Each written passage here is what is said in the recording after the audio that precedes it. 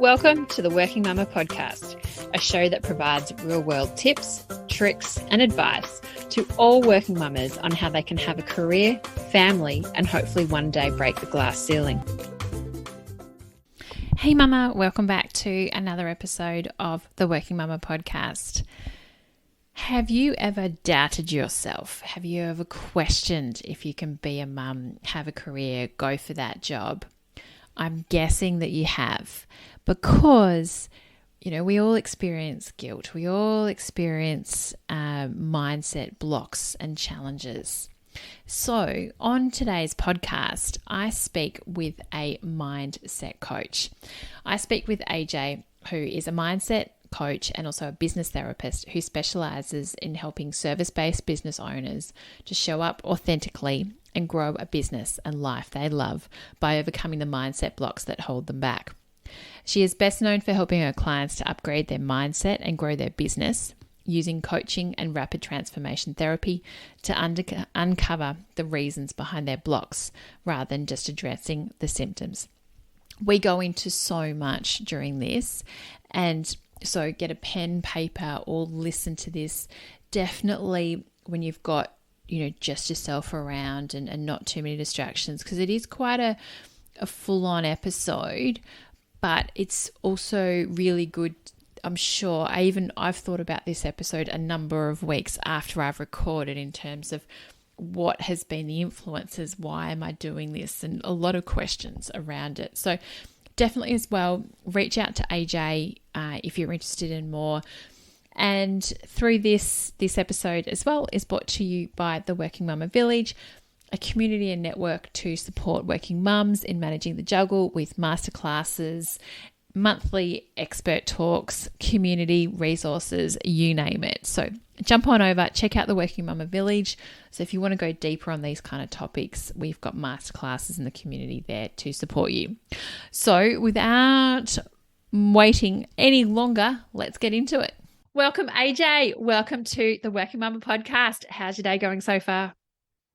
Thanks, Karina. I'm so excited to have this chat with you. Day's been pretty good. Yeah, it's very good, very good. So everyone that doesn't know you, how would you best describe yourself and what's been your career journey so far? I feel like you start with the hardest question ever. I was like, how do I describe myself?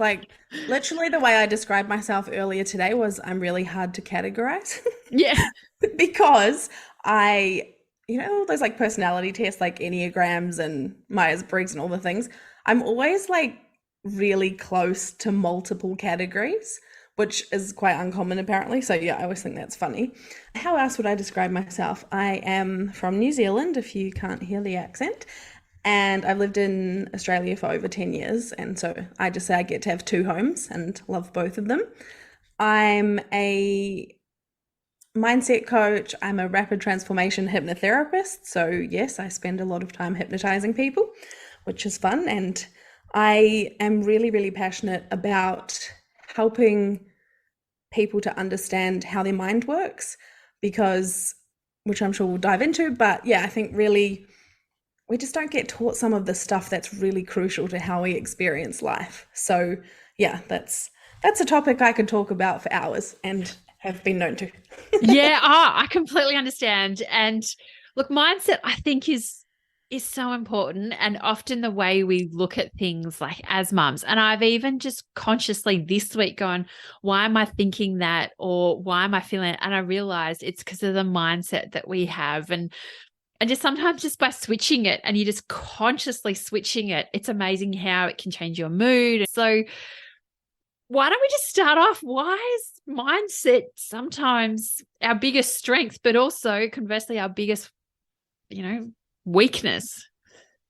The super tricky thing about mindset, beliefs, thoughts, all these things is that it's really intangible. So it's not like, oh, I've got a cut on my hand. That's not how you diagnose. I just did air quotes on a podcast, sorry. Yeah.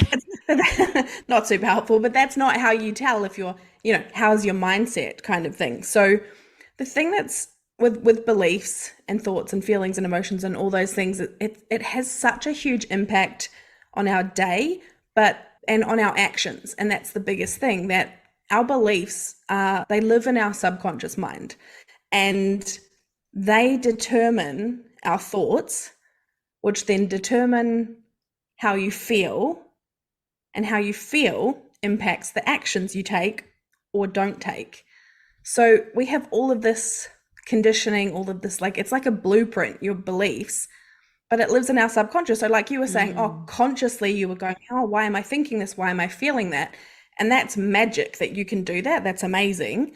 And that's what I really want everyone to learn, that skill, because they all live in our subconscious and we're not aware of most of them, but they dictate literally everything we think, feel, and do. So yeah, kind of a big deal. Yeah. And what is it that, sometimes obviously like everyone is different and we all have our own journeys. So what is it that two people can be doing exactly the same thing, but have such a different, I guess, view of themselves and even view of their outcomes as well? Yeah, so our beliefs are predominantly formed in our first 7 years of life, and that does include pre-birth. So we start to form these blueprints with a brain that's not fully developed. And what it does is, so basically your mind starts to lay down the base layer of a belief, and it could be based on something super tiny, like when I eat all my dinner, everybody claps. So that's a positive connotation with eating all your food. And if that gets reinforced with different ways, then your mind starts to go, okay, this is a fact. Anything that disputes this fact, I'm going to get rid of. It's not that important. We'll file that away in the subconscious. And then it keeps looking for information to back up that belief. That's kind of what your mind is doing. So if you have a belief that serves you, that's not a problem. That's cool, no worries. But if we think about a belief that doesn't serve you, then, so I think you probably would have seen, there's like lots of YouTube videos and experiments of like when a mum will come towards a child, or if she doesn't engage when the child cries. I can't even watch it. Like, it makes me so upset. That's forming a belief for the child about what happens when I cry, or what happens when I'm angry, or what happens when I'm happy. And we start to form that belief, but that goes through the whole of life with us. So later, like if you think about eating all the food on your plate, later, if there's still a core belief that eating all the food on my plate gets me praise, that's not a particularly bad thing, bad belief to have, but it can have such an impact. And that's how all of our beliefs work. So yeah, if there's a belief about body shape because you overheard your mum saying something, I mean, how many of us have a memory of like, what our mum said about her body that then we take on as like a fact and carry that throughout our life? So it can have, because we all have a different childhood, even with the same parents, every kid has a different childhood, right? Yeah. So it can have such a huge impact on us all the way throughout our life if we don't learn to challenge those beliefs. Because not all beliefs are bad, of course, but we all have beliefs that don't serve us. And I kind of liken it to being like, there's a 7-year-old driving your life. Like, there's a 7-year-old in the driver's seat of your life. And I don't know about you, but that doesn't sound super safe to me. Yeah. I have to say there's two elements that are like from that. The first one is like, as a mum with my kids are 2 and 4.5 at the time of recording this, it makes me really like a lot of pressure of like, oh my goodness, what beliefs am I putting into them? But then also at the same time, as someone that's a bit older than 7, what, it's, you think back into what was I, those first 7 years, and how do you at times recognize what is a good one and then what you need to potentially undo? And I guess there's a whole lot of the work that goes into that to retrain your subconscious as well. But first of all, from a parent's perspective, what can we do to help create those positive beliefs and in our subconscious? Because I know there's a lot of elements. Even today I was chatting to someone about, girls' confidence starts going backwards at the age of 6. Yeah.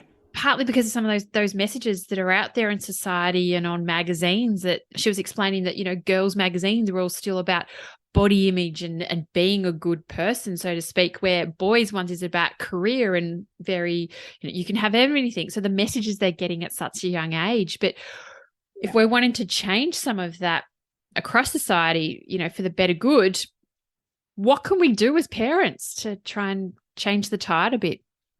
The first thing is and I totally appreciate about the pressure, and I'm always so mindful of what I say to parents, because I've had my own friends when they've been pregnant, and I'm like, oh, when in my own work, I do regression therapy. So I go back into people's subconscious to find the root of a belief. And sometimes they go back to being in the womb. And so then my friends were like, but I've been swearing. And I'm like, just you're not going to traumatize your kid from swearing at any stage of their life. But it's the thing is self-compassion and kindness always, not pressure. I always say no one gets out of childhood unscathed. No one. No matter how amazing you are as a parent. I have the best mum in the world. She still made mistakes. We all do. You can't. You're a human being, right? So the big thing about beliefs is that if one thing happens, unless it's a big traumatic event, if one thing happens once, that's not going to form a belief, because no more evidence comes to back up that belief, and your mind just files it away under irrelevant information for now. It's when something happens repeatedly, because our mind learns by repetition. So that's true for our whole life. So it's if you hear a song, you hear it once, you're probably not going to know the song. If you hear the song over and over again, Frozen, then you're going to know it off by heart, probably better than you ever wanted to. So it's a similar thing with a belief. So if you say something to or around a child once or twice, that's not going to form this blueprint for them. If they're, constantly, repeatedly receiving messages unfortunately young girls and women do about their body, for example, that's the biggest kind of area, is they will start to build that up into a belief. And the really tricky thing is that unless we question it, like you were saying, oh, why am I feeling this? Why am I thinking this? We accept all of our thoughts and beliefs as facts. And that's why they're so dangerous, because it's most of your beliefs and thoughts are not facts at all. They're just pieces of information, and they're not necessarily true, but we don't know to question them. We don't know what they're there. So with parenting, you just, you're looking at the clue. So if you're noticing your daughter saying things about her body, or receiving messages about her body, or dulling her shine, or losing that confidence, it's kind of offering the counter beliefs on repetition. So with kids, it's often easier because we can see it in their actions. When the older we get, the harder it is to kind of see what the belief is underneath. So, but yeah, if you're noticing something with your kids, to counter that, rather than sometimes I think we can do that thing oh, I won't bring it up, or I won't talk about it because I don't want to reinforce it, which I totally understand. But we want to give them something different. And even things of pointing out a billboard that's really different, or pointing out a magazine that's a counter thing, or even asking kids, kids are so freaking smart, asking them, oh, what do you think about this picture? What is this picture telling you about your body? Kids will be interpreting something and making a meaning about it, because that's what we do as humans. So yeah, you're not gonna I promise you're not gonna screw up your kids. Don't have that pressure. But even just knowing little things, one of my clients, she was working with me on body stuff, and then she sent me a message a couple of months ago, and she'd gone to Queensland on a holiday, and by overcoming this belief that she had about her body, she sent me this message, and she was going on the water slides with her 2 daughters. And that is, for me, is that will create such a powerful feeling memory for those girls, that she was in her bathers and everyone was around, and there wasn't any oh my body this or my body that. She was just having this beautiful, joyful, present moment with them of going on the water slides. And yeah, like that's my favorite thing, to get messages like that, because That gives me you know, tingles. That's just, I know. I have to say, that's so Sad. heartwarming of just, it's by her changing her mindset and her beliefs in herself. And then I'm sure those kids would have been like, yes, mum's on the water slide and in her bathers. And that's amazing. No, that's like that's my thing, right? Like that's what I mean, that not only are we liberating her from a belief that's completely BS, but also her two girls, and like seeing their mum and doing that with their mum and feeling the joy from all of them and from dad watching on, and like that is a much more powerful blueprint than other, magazines, or than someone saying something different, because they have this feeling memory of, like, you can say whatever, I do this with my mum. That's much more powerful to them than the other messaging, and that will serve those girls for the rest of their lives. Not saying they won't get a lot of other stuff, but yeah, that one feeling memory for them, so powerful, and it still brings all of us joy to think about as well. It's just so.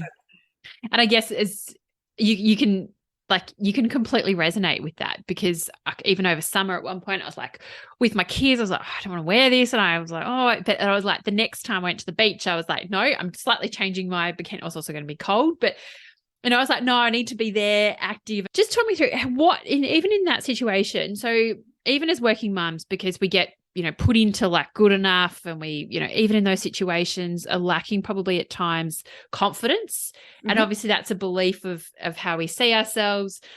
Even as working mums, we'll often take the good enough job. Even as women, we'll feel that we need to have 80% of the job criteria, where men only feel they have to have 20%. Yep. Obviously, these are systemic beliefs that we have in ourselves that that have been told to us that, no, you've got to make sure you're good and blah, blah, blah. And it's always the female, you've got to be good and show everyone else how, show the boys how to do it and things.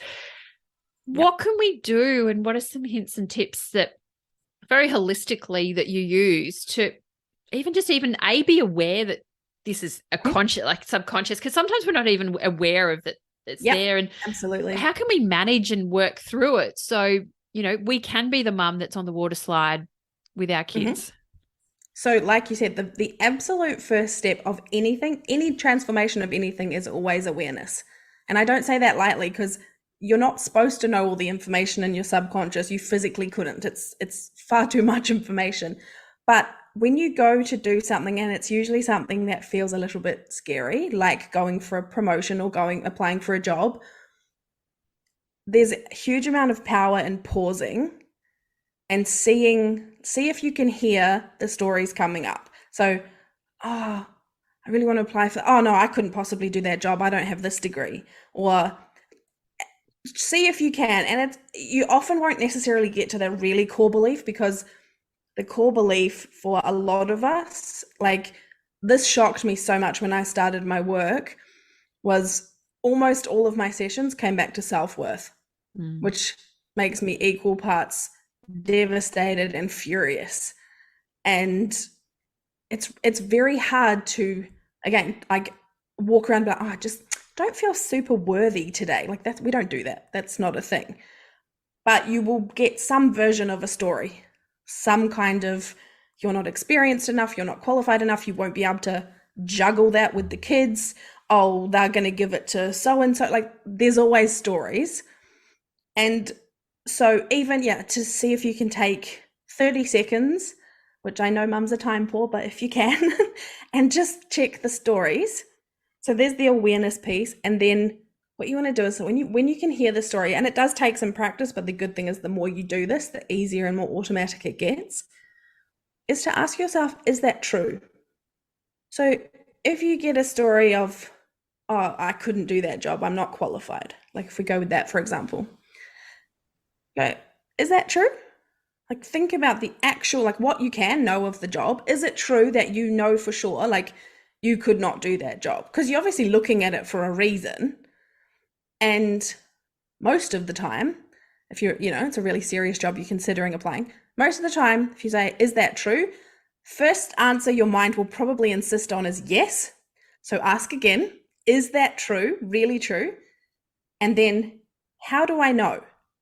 What evidence can you find that you're not qualified for that job, that you won't be able to do it, that you won't be able to juggle, that you won't be able to, wouldn't even get an interview, like all of those stories, because 99 times out of 100, you will not be able to prove that because we're so cruel to ourselves. The story usually is something like, oh, I'm too stupid, or I'm not smart enough, or I'm not pretty enough, or I'm not thin enough, or I'm not, XYZ enough. There's always the story of enoughness underneath. You very, very rarely will be able to find actual evidence that that's true. Like, how many things have you actually failed at in your life? Very, very few actual failures, if any, because I don't really believe in failure. But yeah, those stories, they're fiction, and they're literally just your mind keeping you safe. So when you go to do something that feels scary, like a promotion or having a conversation with your boss about flexi time or a pay rise, or when you're putting boundaries in place or any of those things, your mind is very communicating to you, this is not safe, because it feels scary. But it's not a saber-toothed tiger. You're not going to lose your life when you ask for a pay rise, but your mind is terrified. So it's giving you all the stories to hold you back, to stop you. So just, hearing the story, is that true? Is that really true? How do I know? I've never come across someone that can prove they're stupid. It's not real. That's not real. You can't. So when we look for that evidence, we'll very quickly see, okay, it's okay that I feel scared and nervous about this, but it is not okay to hear that story and go, oh, that's a fact. I'm not qualified. I can't do it. I'm stupid. I'm da da da da da da da da. Yeah. All right. So we've done the awareness. What's the next step? So once there's a huge amount of power in even just hearing the story and acknowledging it. Yeah. Yeah. There's huge power in that for a lot of scenarios. And again, it feels a bit hard and clunky at first, but the more you do it, I do this automatically now. I don't think about it. And yes, it is my work, so I talk about it a lot, but you really can get your mind to a place where it learns that this is what you do. So it doesn't bother with the stories. It will find other stories to give you, but in those scenarios. So even challenging that will massively boost your belief in yourself to at least take a step. And that's what we need, because confidence is not a destination. You don't get to confidence and then go, cool, I'm confident now, tick, done. That's not real. And we think, oh, I've got to find a way to find confidence and then I'll apply for that job. Yeah. No, you have to apply for the job to build your confidence. Confidence needs evidence, and evidence needs action. So we have to get over the story to take the action. And again, in that scenario, one could be, cool, you get shortlisted. Awesome. Again, you're going to have new stories or the same ones. You want to be checking them. But if you don't get shortlisted, that is not evidence. That's not evidence. You don't know why you didn't get shortlisted. There could have been 2 million applicants, probably not 2 million, but it's not evidence that that doesn't work. So it's very important what you let your mind file as evidence. There's hundreds of things that could be. So again, if you do that, oh, I didn't get shortlisted, I must suck. It's like, okay, is that true? Yeah. Are you a sucking human being? No. Where's your evidence? Oh, you can't find any because you don't suck. So very quickly you see how, and that's what we need. We need to be able to take more action. It's okay to feel scared. It's normal to feel scared, but we have to take action. And that applies to anything, like, using the job thing, but pay rise, boundaries, difficult conversations with partners, children, all of those things. We want to be having them with as much with our authentic self and not with our stories, or, God forbid, our parents' stories. Yeah.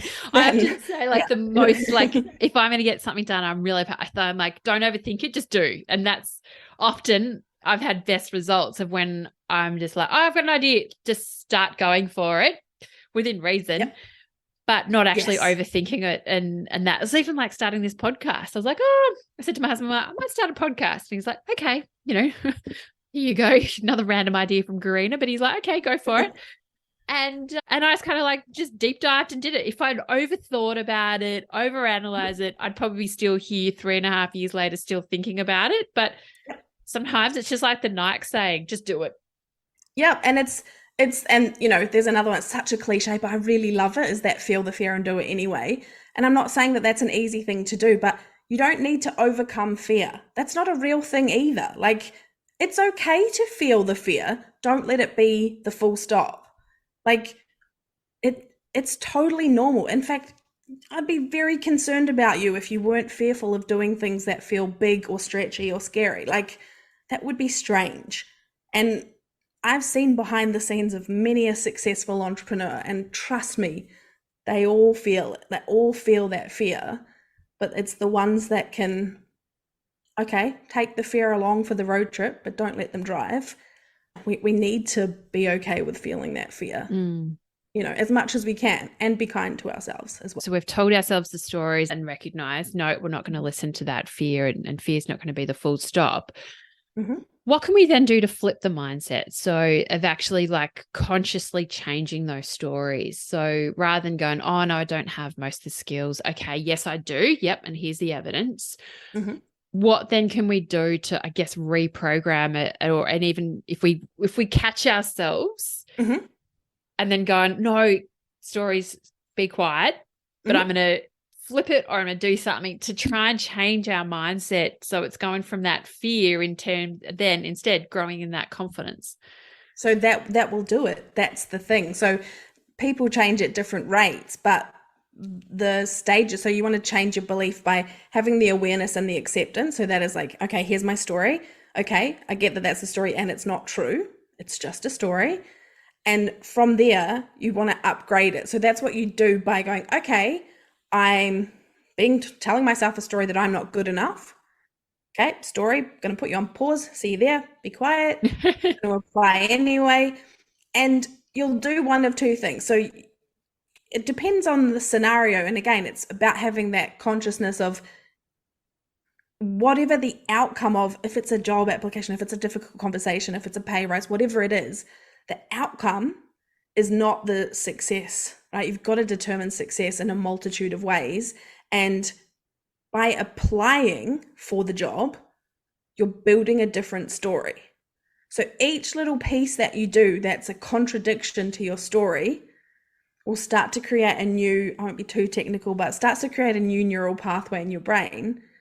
And the easy part comes when we've laid that track enough times. It's like a bushwalk. When you've walked the bushwalk or the bush path enough times, that it becomes more familiar to your brain than the old one, that becomes your new default. And so depending on how deeply ingrained your belief is will depend on the time. And sometimes we think, we want to transform 30-something years of one bush track, and we think two things will lay the other pathway, and that's unfortunately not the case.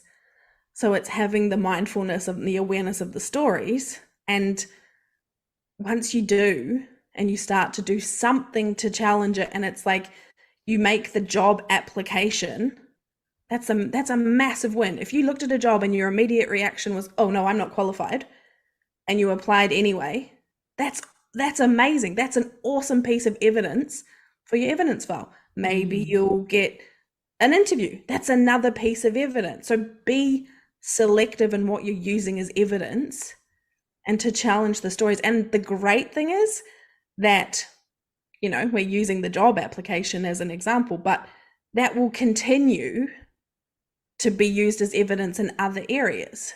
So it just depends on the conditioning. Like, for example, body stuff, that conditioning is so deeply ingrained, and it comes from so many avenues from such a young age that, in my experience, it's one of the hardest things to permanently shift, because you're constantly getting messages that go against what we want to be setting and feeling. So I mean, you definitely can transform it. But again, that action, so like with my client I was talking about with going on the water slides, that became such a huge piece of evidence in her evidence file that sometimes she will still have go back to the old belief or temporarily flick over there. But her mind is much more used to now going, oh, no, that's not how we think now. We go over here. This is how we work. So taking the action is what builds the evidence. And eventually, because your mind likes the path of least resistance and it likes what's familiar. So when something becomes familiar to your mind, it's like, oh, cool, this is what we do now. Yeah. And so it's taking the action that the magic is in. Yeah. And it's also like when as a working mum, there's so much that's built in around, oh, you're a mum, you should. And I always say should in inverted commas. I hate the word should. It's like a swear word. Yep. Agreed. And it's like, yeah, you should be doing this. And right, even I've increased my work days from 3 to 4 days this year. And someone actually said to me, oh, I'm sorry. And why are you doing that? And I was made to do it. But weirdly, it's because also what we're made to feel like as a working mum. And so I've been quite conscious of, and that's part of the reason why I started Working Mama, was to try and find those stories. And I guess from you is taking those evidence of women that are actually doing it and trying to raise it up, but also find that community as well. Very much to your point, is like the whole backbone of Working Mama is about that evidence file. Of actually saying, yes, it can be done. Yes, challenging what sometimes is out there of, oh, it's too hard, and managing the juggle and not everyone can do it.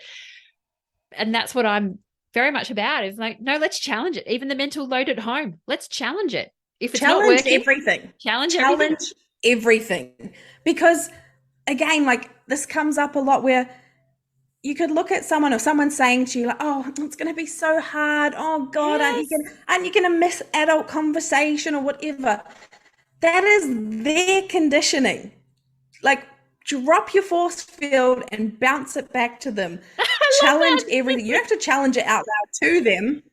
It's fine. You don't have to challenge it to them. You can choose to if you want, but just literally say to yourself, not for me. No, thanks. Not for me. I'm choosing different. Like almost everything is made up and came from somewhere. And it's like with money stories, right? Like people will look to others, what they're doing financially. And it's like, if you either aspire to that or you're blocked by that, like you don't know what all their money stories are. So if you do what they're doing or you want what they have, and that's totally, I'm down for it, but make sure it's authentic for you. Because I see that in business a lot. I work with a lot of women and they start their own business because they want more freedom. I think you always get less if you, Yeah, and it's like, at best you get some flexibility. It's not freedom. Don't get me wrong, I love it. But it's that thing of, I'll work with a lot of women. They'll be like, oh yeah, like I started my business because I really want to be able to pick my kids up from school. And it's like, oh, amazing. And then the next thing will be like, yeah, so like I stop at 2:30 and I go get the girls from school. And then I come back to my desk after they've gone to bed and I work for 3 hours to make up the time. And I'm like, okay, if you want to do that, cool. But is that a thing you actually want to do? Or is that a corporate hangover because you think you should do that? Like, I'm like you, I hate the word should. And there's very little I'll even say I hate, but that word is a great clue. If you ever feeling or thinking that you should do something, just take a pause and go, why? Or whose voice is telling you that you should be doing something? But honestly, I'm such a questioner and a rebel. Like, I will challenge pretty much anything. Yeah, but I think it's so good. And I think, as this podcast is about working and supporting working mums, and I hope when you're listening to this that you actually feel empowered to challenge something, challenge a belief, challenge something and don't be afraid. Know that there's a whole community behind you, but also use this as a way to go, oh no, I might flick the switch. But also if those thoughts come out, and even this week I've been talking a little bit more about boundaries and boundary setting as well is a massive mindset shift, because we either choose to let people in or not. We choose to blur our lines. And I had a situation last year at work where everything was blurred. Had kids screaming, work calls, trying to get emails out. It was just not good. But it was why? Because I'd mentally let everything all come into the one space. And it was a shambles for everyone, and that, which I've then taken steps. But consciously, I realized in my own mindset, I've got to change this because it's unsustainable. Yeah. And that's the thing. And that's why I always say, like, one thing is it's okay to feel afraid. Anything that feels scary, like as you said, you've got this beautiful community. It's okay to feel afraid, just don't let it be the full stop. So it's okay to doubt yourself. Everybody does it. Like everybody. And I'm talking, like, I have seen behind the scenes of very, very successful entrepreneurs. They doubt themselves all the time. Everybody does. I don't know people that don't doubt themselves. It's the don't let that stop you. Let it pause you. That's totally fine. You don't have to smash through it all the time, but just pause and consider, oh, is this true? Is this serving me? Is this what I want for my life? And yeah, boundaries are really difficult, especially holding them. Making them's a little easier. Holding them, is definitely trickier. But that's the thing, like where we get a lot of our suffering is we attach a meaning to something. So what, especially we have so much good girl conditioning. And when we set a boundary, what our mind does with that is, oh, people will think I won't swear, but people will think I'm not a nice person. It's basically just, and that's the thing. It's not about, oh, yeah, I want to be there with my kids, but I can't. I mean, that's what we tell ourselves, but it's like, it's what will someone think of me if I don't meet their needs? Yeah. That's the understory. And now, again, we don't talk like that. We don't think that. It's not like, oh, Karina, I really want to do this, but I'm so worried that people won't like me. We don't talk like that, but that's what your mind is doing. It's like, oh, you can't turn that down. You'll never get another opportunity, or you can't have a boundary about that because, yeah, then you won't be promoted. Or like we make these meanings, our mind makes these meanings. Again, where's the evidence? Yeah. Like who says any of that? Like, no, this is just a boundary. This is important to me. This is what I'm doing. It doesn't have to have any other meanings attached to it, because again, that's based on nothing. Unless someone actually says to you, oh, well, I don't like you now, you've got this boundary. Well, that probably don't need to be in your life then, let's be honest. Like, very, very true. Probably not a great person. And so as women, I know that we can sometimes, I know you don't like using the word trauma, but we can talk about intergenerational trauma. What is it, and how can we recognize it? Because I know it's something you talk about, and when we started first chatting about this, I was like, I've got no idea. I put up on my story, someone said, that's really interesting. What is it? Because I know it also relates back into some of our mindset and our beliefs as well. Yeah, so it is similar to like what we were talking about, but it's just, I'm not anti-trauma. I'm very trauma informed. It comes into a lot of my work, but it's not really a conversation lots of people love to talk about. But it's just that, so, there's different types of trauma. There's big trauma, like it's called big T trauma and little t trauma. And it's like trauma creates really strong emotion, which strong emotion is a pathway to the evidence file, basically. So when something happens, and it can happen both in your previous generations, like we get beliefs and get things handed down to us. So like I was saying about how many of us have a memory of our mum, standing in the mirror, talking about her body, or talking about dessert, or all of these things. That there's conditioning that gets passed from generation to generation, and it's not our fault. I'm very big on that. It's not our fault. Our conditioning's not our fault, but it is our responsibility to stop it. So like with my client I was talking about, like she broke that. That's intergenerational. It's little t trauma, but like criticizing and hating your body, that's pretty awful. And something that unfortunately most women can resonate with at some stage. And so that probably got passed down. And she's taken huge steps to break that and not pass that on to her daughters. So it's that concept of like everyone each generation gets different conditioning and different trauma and different beliefs, but it's about being mindful of our stories and our parents' stories. And sometimes, I mean, it comes further down, but that's the thing. It's like having the self-compassion for yourself, of course, then having compassion, like if your parents trigger you or your parents have passed on things, we all pass on things to our children and we all received things from our parents. That's how it works with humans. Yeah. And yeah, like I see it as our responsibility to try and limit as much as possible what we pass on to our children, because if we heal it in ourselves, we don't pass it on, and then they don't pass it on. So it can come from anything, and it's not just, it's not just big trauma. Like, there's heaps of information and research about it from things like the Holocaust, and that those like triggers and things can be passed down. I mean, some people who do, so I'm a rapid transformation therapist, and some people who do RTT, they do like past life regressions and go back to like past lives and all that. And yeah, some people believe in it, some people don't. But all those, sorts of different things can create different emotional memories. And so it's just different beliefs, but it's the beliefs that might be passed down. Like if your mum believes something really strongly, then she'll probably talk about it, won't necessarily know that it's not true. Then we take it as a fact. Then that's often how we parent. So you know how often you'll see people parent either very similar to their parents or polar opposite to their parents, is often how, and of course, if there's two parents involved, the style does change because, but yeah, you'll often see things about, I hear myself say things, not, I don't have children, but in that sense of like, I'm like, oh my gosh, I sound like my mother. Yeah. Because that's our pattern, right?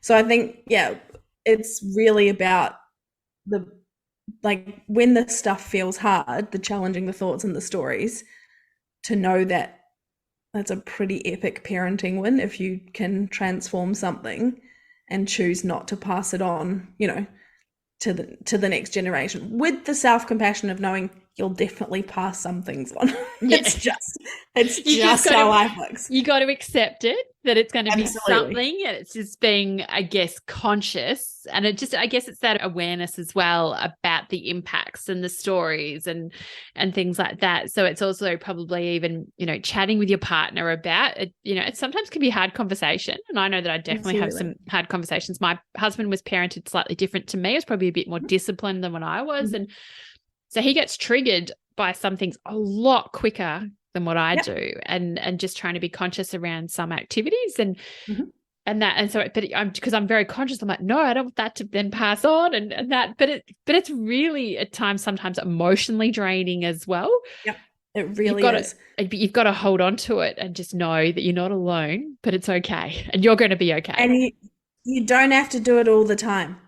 Like if you're working on something specific, working on transforming it, and you do it how you would like to do it, 5 times out of 10, that's still transformation. Like you don't have to get it perfect every time, and you'll never get it perfect every time. No such thing. But every time you do something like challenging that belief system, you're transforming for yourself and for your children. I don't know. Have you come across Dr. Becky Kennedy before? No. She's I hate this term, and I don't even think she likes this term, but she's a so-called parenting expert, but she's amazing. She does very similar work that I do, but she does it with parents. So I often help women reparent themselves, reparent their little self. And she works with children. And I would really, really, really recommend her work. She's absolutely amazing. She has a book called Good Inside. And basically the premise of her work, very much like what I do, is that she starts from the assumption that every single kid is good inside. And that's the thing, like that really feeds into our worth story, right? It's like, you're not a bad kid, you're a good kid misbehaving. But she's very, very anti-shame. She does not shame parents. She talks about her own so-called fails all the time. And that's why I really love her, because I'm not here for anybody who's going to shame people for doing things differently. But yeah, if people are interested, she's got a podcast, she's got a book, and she's got a whole she's got quite a lot of followers on Instagram. Yeah. She's quite well known. But I really love her work. I send pretty much every mama that I work with, because she has really good practical solutions, but also it explains what we might just happen to call bad behavior. But yeah, I think she's really amazing because she doesn't shame and doesn't try and act like she does it all perfectly, because we know that's not true. But if she's a parenting expert and she doesn't get it all right, then you have to not expect that of yourself. Exactly. In so many ways. That's awesome. So is there anything else that we've missed in terms of with mindsets and beliefs of managing these in a day-to-day environment? I think the thing is, one thing that I do find is a really good tool. I mean, there's so much power in just pausing. Whenever you can notice something or even notice a feeling, to just give yourself a pause, and it can be a short pause, but that even gives you a second to think. And this is very helpful with relationship, all kinds of relationships, but can give you a second to think, is this, whatever information I'm getting, is this real or is this somebody else's conditioning? And that can be really helpful. The other thing I really like is having a happy list. And these are I say make the list, because in the moment when you need it, you will not want to think of things. But it's tiny little mood shifters. And again, it can be helpful when you need the pause. So for me, it's always music. So if I'm pretty good with managing my emotions and my mind and things now, but if I feel any kind of way and I want to shift it quickly, you don't always have to examine this stuff either. Sometimes you don't have time. So even if you can do something to shift it or pause the conditioning response or pause the story, music is something that will often do that. It definitely always does it for me. Is I put on music that I love. There's that kind of hits pause on the story. So using little tools to help you, especially while the stuff feels like really hard work. Yeah. And it's not always hard work, but it's parents have already got so much to do. But yeah, the stuff it's really worth it, and it will make things feel a lot better longer term. Short-term pain for long-term gain of not only how probably you view yourself, how you view your situation, but then also longer term, the influence that this is having on your children. Because as I know, I often say that, mums are the heartbeat of the family. And if your heart's beating happy and you're feeling confident in yourself and you've got a good mindset, you've got strong beliefs on who you are, and, and you can also then in a positive way put these onto your kids, that is no doubt going to be some of the biggest influence that you can be into your kids. And you being that positive role model for them is going to set them up for success. Exactly. And really all this work is your relationship with yourself. And I think there's no more important relationship, including the one with your kids, because the relationship you have with yourself massively impacts all of the relationships you have with every other person, bosses, partners, children, your parents, all this kind of stuff. And yeah, it's really, it isn't easy, but it is incredibly nourishing, and it is very, very worth it. Any tiny little thing you do, even if you challenge one thought for yourself, it's the start of unraveling some of those threads, and it can have massive impact. Yeah, it's like that little pond that stone has been thrown into the pond, and the ripple effect that then that has, can be huge. If it's just you, the challenge out of this, and let us know how you go with it. But if you just change one thought or one belief, so I don't think you need to change everything, but if you just do one thought change as a result out of this, it might be, I can't be a working mom, or I can't take my kids to childcare, or I can't do the meal planning for the week. Change the thought of, okay, can my husband do it? Can someone else do it? Why do I feel that way? Why do I feel I need to do everything at the house? you challenge the thought, ask for help, or do something just to try and that's the challenge we've got for you from this. Change one thing. Yeah. Challenge one thing. Yeah. Don't even worry about changing a belief. Pick a thought, pick a recurring thought. Like everyone has so many recurring thoughts. Something will come to mind for you, highly likely when you're listening to this, something that causes you some kind of suffering. Even if you don't change it yet, challenge it. At least challenge it. And feel free to DM me on Insta if you find evidence to that story, but I bet you won't because it won't be true. So yeah, it's really worth it. And to be honest, like it is quite fun. It is quite fun to be able to rebel against some of those BS stories, except you're just going to start realizing how much BS there is. Yeah, that's probably the flip side. Now, AJ, what do you do for self-care? Music is a massive one for me. Like I just mentioned, it's the biggest piece. I love journaling. So journaling is a massive tool that I use a lot. I have 2 fur babies, so they bring me a lot of joy. I'm very conscious of spending like just little moments in between. Like they're both quite affectionate, so they're very good breaks from the screen and things for me in my work day. And just, for me, I really love connecting with like-minded people. Like we're in a community together, you and I, and just, to be able to have like deeper conversations with people is really nourishing for me. So those are like more achievable things. And then I do love things like, facials and getting my nails done and those sorts of things too. But I'm a big fan of having lots of different things. And for me, music is always accessible. So that's my favorite kind of go-to that I'll always, I always have music that I love. And that's my favorite form of self-care. Sensational. So AJ, where can people find out more about you and connect with you, as you said just before, on Instagram? Yes, Insta's my platform of choice. I'm on LinkedIn, but can't say I really am a bit of a lurker there. So my handle on Insta is @changeyourthoughts_AU.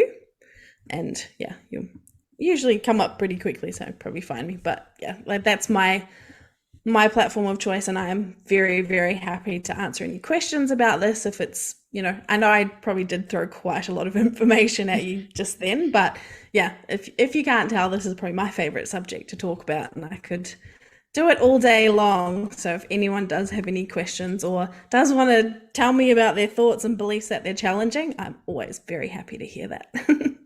Well, thank you so much, AJ, for this podcast. I think just before we got on, I said I actually don't know much about, particularly around intergenerational trauma, but mindset is certainly a topic that I know we probably underrate and we don't talk about enough about how to switch our mindset, how to challenge those societal norms that we often get faced with, particularly as women and then also working mums. So thank you so much for walking us through and actually showing that it's not super, super complicated, but really, as you said, taking 30 seconds to pause and listen to those stories that we're being told and to start, really challenging some of those beliefs and don't be afraid of it. So definitely, if you're challenging it and you're having some success, love for you to reach out to AJ. I'm sure she'd love to hear from you. And thank you so much. I really appreciate it. It's definitely filled my cup for this Friday afternoon. So thank you so much. Oh, thanks, Karina. Me too. I've loved chatting to you about it. And definitely, anyone has any questions, feel free to hit me up. Thank you for listening to the Working Mama podcast. Subscribe to the podcast on iTunes, Spotify, or your favorite podcast catcher. I invite you also to join the Working Mama community on Facebook and join in the conversation with other like-minded working mums. Please also feel free to contact me on any of the Working Mama social channels. Remember, Mama is MUMMA, or website www.workingmama.com.au. I would appreciate you to share this podcast with friends and colleagues, especially those that are parents managing the juggle. And I would really appreciate if you had to take the time out to leave a review of the podcast. I'll be giving a shout out to select people that do so stay listening and you might be one of them. Thank you and see you next time. Have a great week.